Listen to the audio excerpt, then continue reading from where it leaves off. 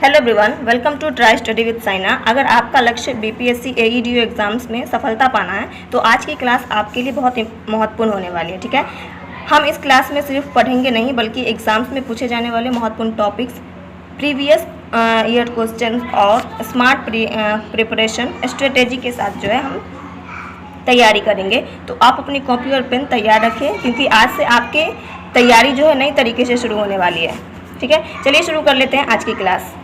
आज का हमारा फर्स्ट क्वेश्चन है, मारे गए गुलफाम बिहार के किस साहित्यकार की रचना है? तो मारे गए गुलफाम बिहार के किस साहित्यकार की रचना है? राइट आंसर हो जाएगा आपका ऑप्शन सी। ऑप्शन सी हो जाएगा आपका राइट आंसर, फणीश्वर नाथ रेणु। ठीक है, इन्होंने मारे गए गुलफाम की रचना की है। ठीक है, और इनके जो है महत्वपूर्ण जो भी रचनाएं हैं वो मैं आपको बता दूं कि इनके कौन कौन से महत्वपूर्ण हैं। तो इनका है मैला आंचल,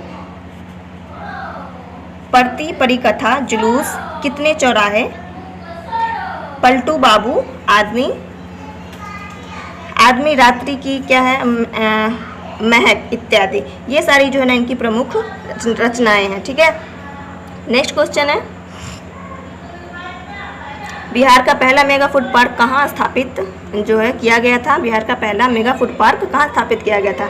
तो बिहार के किस जिले में हुआ था? मुजफ्फरपुर जिले में हुआ था। ठीक है, ये आपको याद रखना, मुजफ्फरपुर जिले में बिहार का पहला मेगा फूड पार्क का जो है स्थापना हुआ था। नेक्स्ट क्वेश्चन, बिहार विभूति उपनाम से निम्न में से किसको जाना जाता है? बिहार विभूति उपनाम से निम्न में से किसे जाना जाता है? तो राइट आंसर यहाँ पे हो जाएगा आपका option B, Anoop Narayan Singh.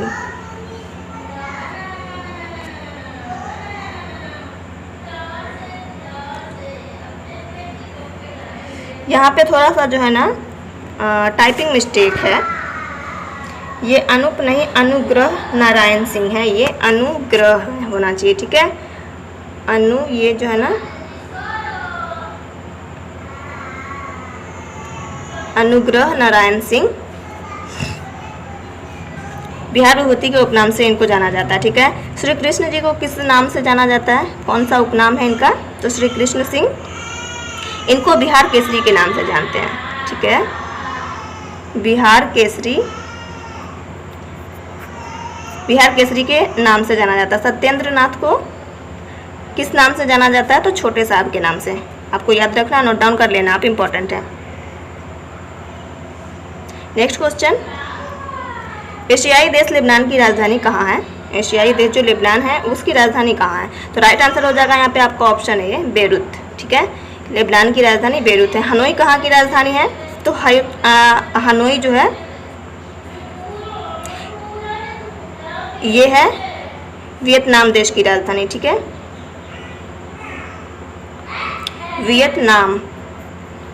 Vietnam देश की राजधानी क्या है? हनोई।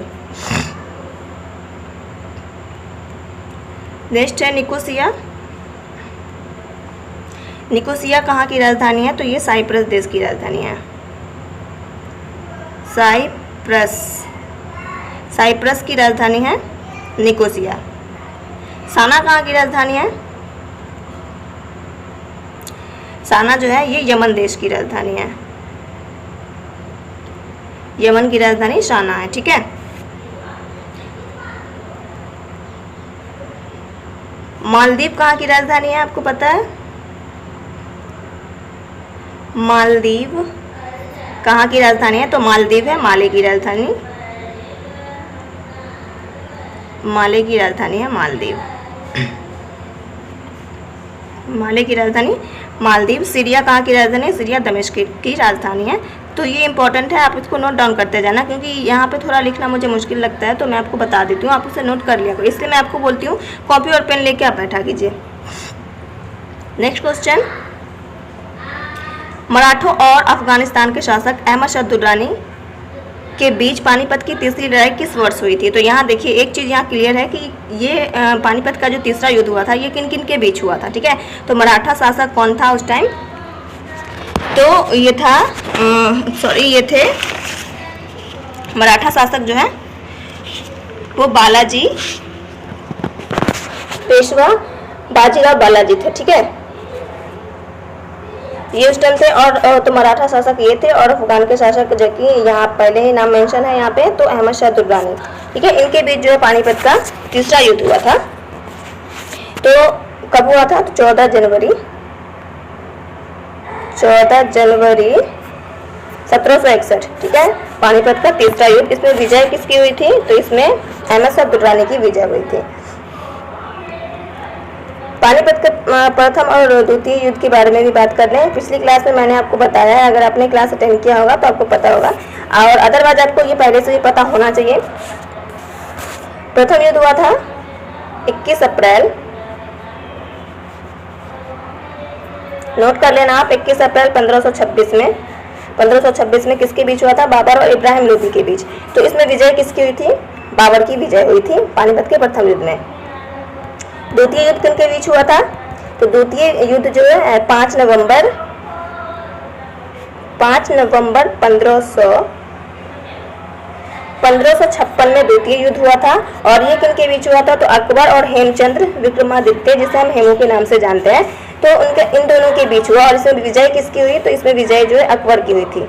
ठीक है, इसमें अकबर विजयी रहे। तो पानीपत का युद्ध जो हुआ वो स्थान कौन सा था? तो पानीपत का मैदान हरियाणा। ठीक है, ये हरियाणा के अंदर आता है। तो हरियाणा यहाँ जो है पानीपत का युद्ध हुआ था। ठीक है, मुझे उम्मीद है कि ये क्वेश्चन आपको क्लियर हो गया होगा। प्रथम और द्वितीय और तृतीय युद्ध किनके बीच हुआ, किस सन में हुआ, किसकी विजय हुई। ठीक है, नेक्स्ट क्वेश्चन,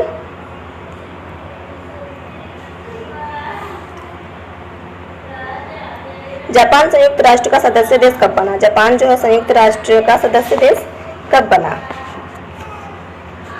राइट आंसर हो जाएगा यहाँ पे आपका ऑप्शन सी, 1956 में।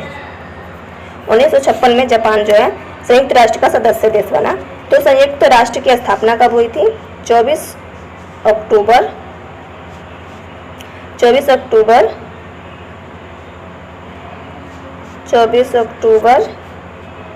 1945 में संयुक्त राष्ट्र की जो है स्थापना इसका हुआ। और भारत इसका सदस्य देश कब बना? तो भारत जो है सदस्य देश बना है 30 अक्टूबर को। 30 अक्टूबर 1945 में भारत सदस्य देश बना। इसका संयुक्त राष्ट्र के सदस्य देशों की संख्या कितना है? सदस्य देशों का संख्या कितना है? 193। ठीक है, 193वां जो सदस्य देश बना, तो वो कौन सा देश है? वो है दक्षिणी सूडान। नेक्स्ट क्वेश्चन, जनगणना 2011 के अनुसार निम्नलिखित में से किस राज्य में जनसंख्या घनत्व भारत में सबसे कम है? तो राइट आंसर यहाँ पे हो जाएगा आपका ऑप्शन डी, अरुणाचल प्रदेश। ठीक है, ऑप्शन डी आपका राइट आंसर है, अरुणाचल प्रदेश। ठीक है, अरुणाचल प्रदेश में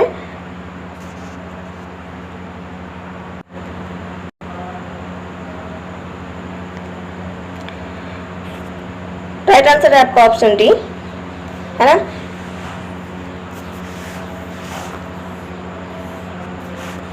नेक्स्ट क्वेश्चन, भारत में निम्नलिखित में से किस बंदरगाह का नया नामकरण करते हुए दीनदयाल बंदरगाह नाम रखा गया है? तो वो कौन सा बंदरगाह है जिसका नाम बदलकर दीनदयाल कर दिया गया है? तो राइट आंसर यहाँ पे हो जाएगा आपका ऑप्शन सी, कंडला बंदरगाह। कंडला बंदरगाह का नाम जो है बदलकर क्या किया गया? दीनदयाल जो है नाम रखा गया है। ठीक है,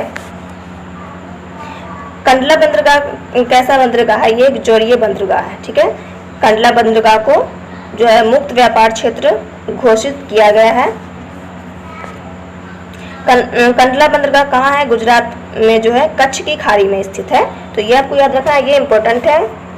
तो कच्छ की खाड़ी में ये स्थित है। तुतीकोरिन बंदरगाह के बारे में जान लीजिए। तुतीकोरिन बंदरगाह जो है कोरोमंडल तट पर तमिलनाडु राज्य में स्थित है। ये कहाँ स्थित है? तमिलनाडु में। तुतीकोरिन बंदरगाह तमिलनाडु राज्य में स्थित है। कोचीन कहाँ है? कोचीन बंदरगाह केरल राज्य में स्थित है और ये एक प्राकृतिक बंदरगाह है, कोचीन। ठीक है, एन्नौर बंदरगाह का नाम बदल कर क्या कर दिया गया, तो ये जो है कामराज बंदरगाह जो है, यहाँ थोड़ा सा मिस्टेक है, कामराज बंदरगाह होना चाहिए। तो एन्नौर बंदरगाह का नाम जो है ना बदल कर कामराज बंदरगाह कर दिया गया है। और ये कहाँ स्थित है? एन्नौर बंदरगाह तमिलनाडु राज्य में स्थित है, ठीक है। एक और है जो कोलकाता बंदरगाह का नाम बदला गया है, तो उसका नाम क्या रखा गया बदलकर? श्यामा प्रसाद मुखर्जी बंदरगाह कर दिया गया है। किसका? कोलकाता बंदरगाह के नाम को श्यामा प्रसाद मुखर्जी के नाम पर जो है ना हम इस बंदरगाह को जानते हैं, ठीक है। नेक्स्ट क्वेश्चन, 1939 में फॉरवर्ड ब्लॉक की स्थापना निम्नलिखित में से किसने की थी? तो फॉरवर्ड ब्लॉक की स्थापना निम्नलिखित में से किसने की थी? तो राइट आंसर है यहाँ पे आपका ऑप्शन डी, सुभाष चंद्र बोस ने। सुभाष चंद्र बोस ने फॉरवर्ड ब्लॉक की स्थापना की थी, ठीक है।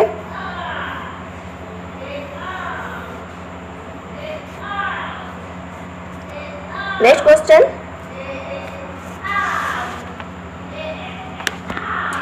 इनके बारे में थोड़ा सा जान लीजिए, सुभाष चंद्र बोस के बारे में।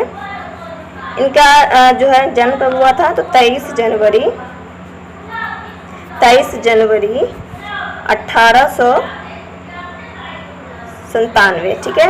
1897 में कहाँ हुआ था? कटक में हुआ था इनका जन्म। 23 जनवरी को हम कौन सा दिवस के रूप में मनाते हैं? पराक्रम दिवस। इंपॉर्टेंट है, याद रखना आप। 23 जनवरी को कौन सा दिवस मनाया जाता है? पराक्रम दिवस। नेक्स्ट क्वेश्चन,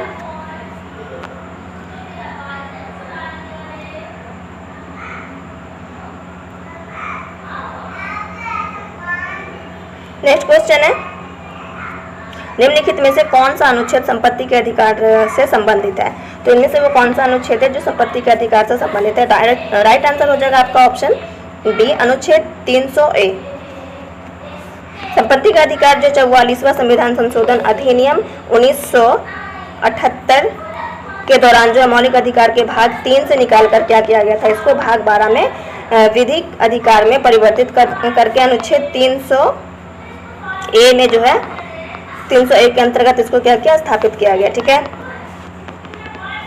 2020 में सर्वोच्च न्यायालय द्वारा दिए गए निर्णय में जो है क्या किया? नागरिकों के निजी संपत्ति पर जो है ना अधिकार को मानवाधिकार घोषित कर दिया गया। अनुच्छेद 258A में जो है ना संविधान में किसी बात के होते हुए भी जो है ना राष्ट्रपति किसी राज्य के सरकार की सहमति से उसे क्या करता है? सरकार को या उसके अधिकारियों को जो है ऐसे किसी विषय से संबंधित कृत्य जिन पर संघ की कार्यपालिका शक्तियां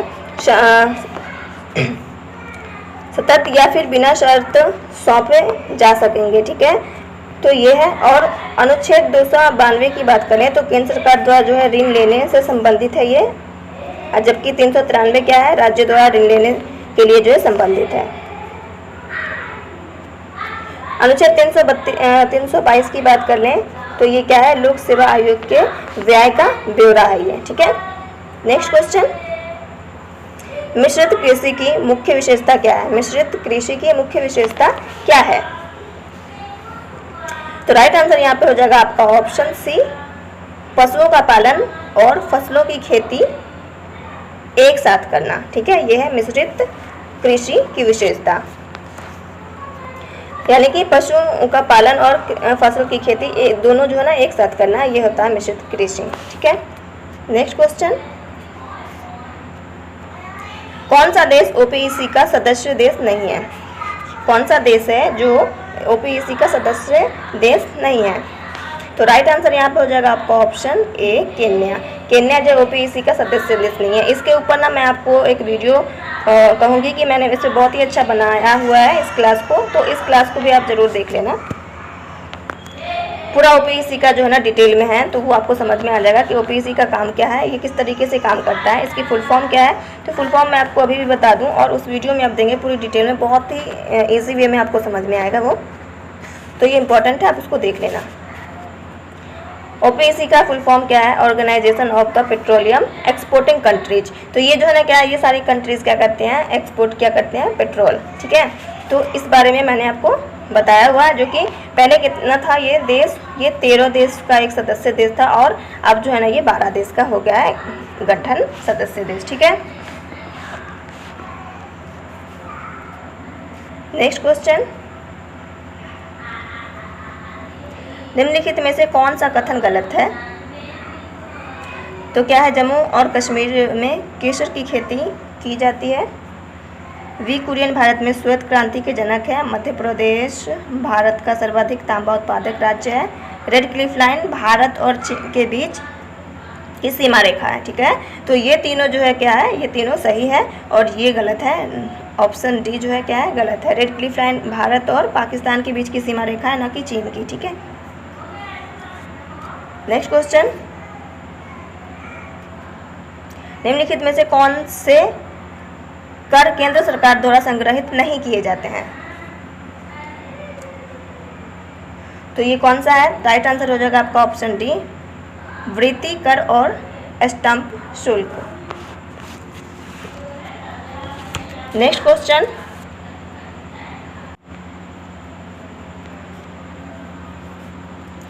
निम्नलिखित में से कौन सा पर्वत शिखर पूर्वी घाट में स्थित है?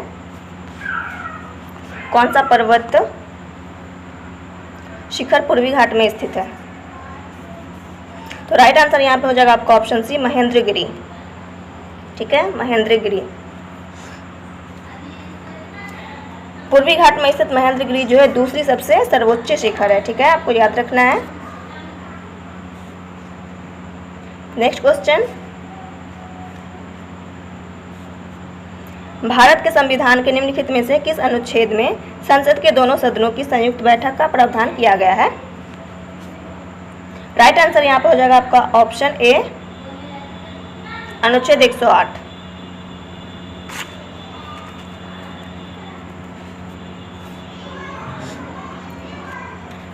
राष्ट्रपति जो है दोनों सदनों की संयुक्त बैठक बुलाता है। ठीक है, नेक्स्ट क्वेश्चन, निम्नलिखित में से कौन सी पर्वत श्रृंखला दक्षिण अमेरिका में स्थित है? तो राइट आंसर क्या है यहाँ पे आपका ऑप्शन सी है, एंडीज। एंडीज क्या है, पर्वत श्रृंखला क्या है, दक्षिण अमेरिका में स्थित है। एंडीज पर्वतमाला जो है विश्व की सबसे लंबी पर्वतमाला है। नेक्स्ट क्वेश्चन, आरबीआई अधिनियम 1934 को किस अनुसूची के अंतर्गत शामिल बैंकों को अनुसूचित वाणिज्यिक बैंक कहा जाता है? तो ये किस सूची में है? दूसरी सूची में। ठीक है, नेक्स्ट क्वेश्चन,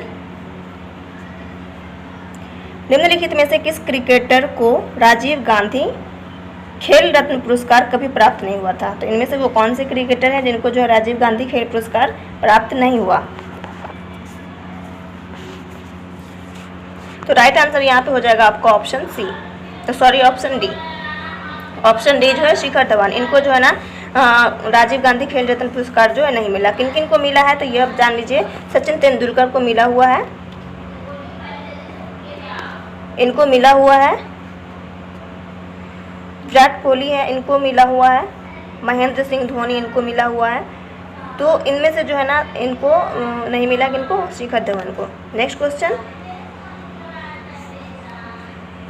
सबसे पहला जो मिला था राजीव गांधी खेल रत्न पुरस्कार, तो ये किनको मिला था? सबसे पहले विश्वनाथ आनंद को, जो कि पहले हैं, इनको मिला था ये चीज। ठीक है, नेक्स्ट क्वेश्चन, ग्राम पंचायत के किस सदस्य को पद अवधि के प्रथम 2 वर्ष तक जो है तथा कार्यकाल के अंतिम 6 माह के दौरान उन पर क्या है, अविश्वास प्रस्ताव नहीं लाया जा सकता? तो राइट आंसर यहाँ पे क्या हो जाएगा? ऑप्शन सी, मुखिया और उप मुखिया, मतलब ऑप्शन सी और बी दोनों राइट आंसर है आपका। ठीक है, इन पर जो अविश्वास का जो है प्रस्तावना नहीं लाया जा सकता। तो ये थी हमारी आज की क्लास। मुझे उम्मीद है कि क्लास आपको पसंद आई होगी। अगर आपको क्लास अच्छी लगी है ना तो प्लीज़ एक लाइक ज़रूर करना, और चैनल पे फर्स्ट टाइम हो आप तो चैनल को सब्सक्राइब भी कर लेना, अपने दोस्तों के साथ शेयर ज़रूर करना।